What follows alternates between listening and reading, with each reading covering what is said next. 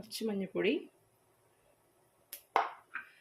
അതിന് ശേഷം മഞ്ഞൾപ്പൊടി ചേർത്തിട്ടൊന്ന് മിക്സ് ചെയ്യണേ.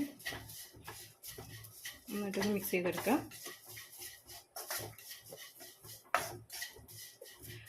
ഇനി നമുക്കിതിലേക്ക് എരിവിനനുസരിച്ച് മുളക് പൊടി അല്ലെങ്കിൽ വറ്റൽമുളക് ഉണ്ടെങ്കിൽ അത് ചേർത്ത് കൊടുക്കുന്നതായിരിക്കും നല്ലത്. ഞാൻ എൻ്റെ കയ്യിൽ ഇല്ലാത്തത് കൊണ്ടാണ് ഞാൻ മുളക് പൊടി ചേർക്കുന്നത്.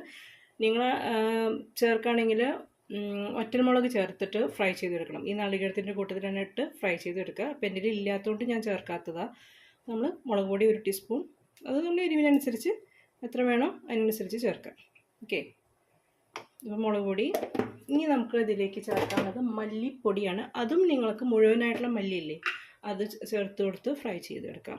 അപ്പോൾ ഞാനിപ്പോൾ ഇവിടെ പൊടിയാണ്, അതിൽ മുഴുവൻ മല്ലിയില്ല, മുളകില്ല. അപ്പോൾ ഞാൻ ഈ പൊടികളാണ് ചേർത്ത് കൊടുക്കുന്നത്. ഓക്കെ,